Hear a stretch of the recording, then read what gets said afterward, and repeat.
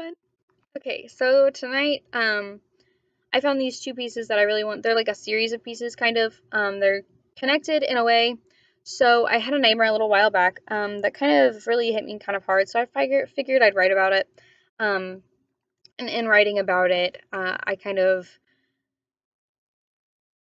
rekindled whatever it was, I guess. So I had another nightmare, and I'm going to read both of the pieces tonight in this video. I hope you guys enjoy. It kind of means a lot to me that this nightmare is a thing. I don't know why, but I have to find out eventually. Okay. Once again, I have the dual screen thing going, so bear with me. Nightmare. We came across the building in the shape of a cross, with what seems like a house next to it, along with another house built of stone and in ruin. My curious mind is piqued, and I demand we explore this hallowed cross. The stone structure is gorgeous, breathtaking, and engraved with runes. Symbols twist and envelop the walls and ceiling.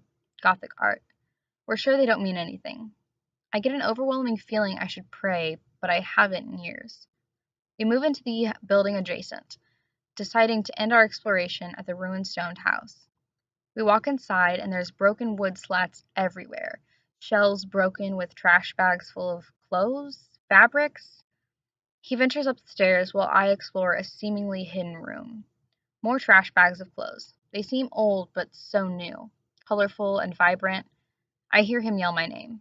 I break from my curiosity-filled spaced outness. Finding my way upstairs, there are clothes and trash bags carelessly thrown over the unsteady stairs. He's holding something that is a blur. There's someone else with us. They've been with us. We brought her. I don't know who she is. I don't know who he is, but I feel I should. He's no longer holding it. He's just talking about trash bags, how we shouldn't leave. Something it changes in his voice. Deeper? No. I'm imagining it. We're packing, but the clothes aren't ours. He keeps saying we should stay, but we keep packing. There are people outside saying we've been saved, found. I can't hear. There's static. I go to grab my bag, and the girl with us, I think she's a girl. She's a blur at best. A side character to something more, perhaps? My bag is missing. I ask him where it is, and he laughs, but it isn't a laugh. He urges me to stay. My once packed bag is empty now, strewn across the room we had occupied for what felt like days. I packed a doll, the kind that makes you think of Raggedy Ann. He screams, telling me it's his doll. It isn't. I don't know where it came from, but I know it isn't. The men drag us away. I am screaming and reaching for him. I have to get to him. I have to save him. But they drag us down the stairs that collapse one after another behind us, leaving a trail of ruin I know he won't make it through. We're outside of the house now. We never made it to the ruined stone. I am looking at the window at the far right of the house, on the second floor. There's someone there. A figure. No one else sees it. I'm urging the men to go back for him, that I see him. They keep saying that isn't him. I glance, and the figure is floating now. No, not floating. Hanging. He's hanging. I'm pleading. Something in his eyes flashes, and I can see he's smiling. Hanging and smiling. Then he climbs down. She screams, and he runs, but it isn't him. Some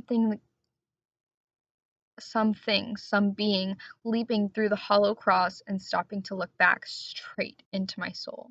I knew he'd be okay. I still woke up shaking in a cold sweat. These happened in sections. I woke up and fell back into a deep sleep. It would simply continue.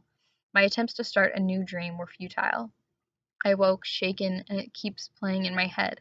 I don't know what it means or even what happened. All I know is I see him hanging when I close my eyes, and my heart stings because I should have saved him. The second piece. A man who hangs. I dreamed of him again. He looked different, but I recognized him instantly. His face was fixed with a sympathetic, sorrowful look. He tried to tell me something, but nothing came from his lips. Ashes from the fire surrounded us. Could these be from the cross where we once stood? He tried to speak. A raspy, "I'm so sorry," left. A silent tear streaming down his ash-covered face. His eyes were so sad, completely dysphoric. Why was he sorry? I had no words to give him in return, only a look I hoped of remorse. I tried to tell him I was sorry I didn't save him the last time I saw him. He shook his head and he reached for my chest. His hand went through me, grasping my heart. He pulled it straight out of my chest and turned away from me. I tried to grasp him to keep him there. He has my heart. I missed. He walked away. I did not chase him, just watched. He took my heart that did not look like a heart was supposed to, cut and bleeding from the wrong places. He turned back to face me, so many paces away. I tried to cry. Was this revenge for letting him hang? Does he know that's all I saw for weeks? He comes back with a heart that looks nothing like the one he stole. This one doesn't seem to hurt. This is new. This is for you. I'm sorry I hurt you, haunted your days. Keep this one safe. Only for you.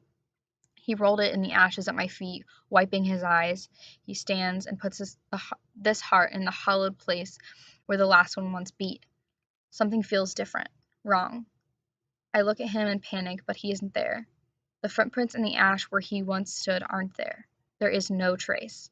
I turn in each direction, hoping to find him, to see his face, and wipe the ash. I want to memorize it. I want to help him. I don't know him, but I can't forget his eyes. What does he mean, I'm sorry I hurt you? He said it like I was the one hanging and he tied the noose. I can't see him hanging again. I turn back to my place in the ash and look at my feet. The ash is gone, the cross building stands, and the runes engraved are no longer runes. Keep this one safe. Etched in the walls and ceilings, I get the sense I will come back. I'm startled and awake by my alarm.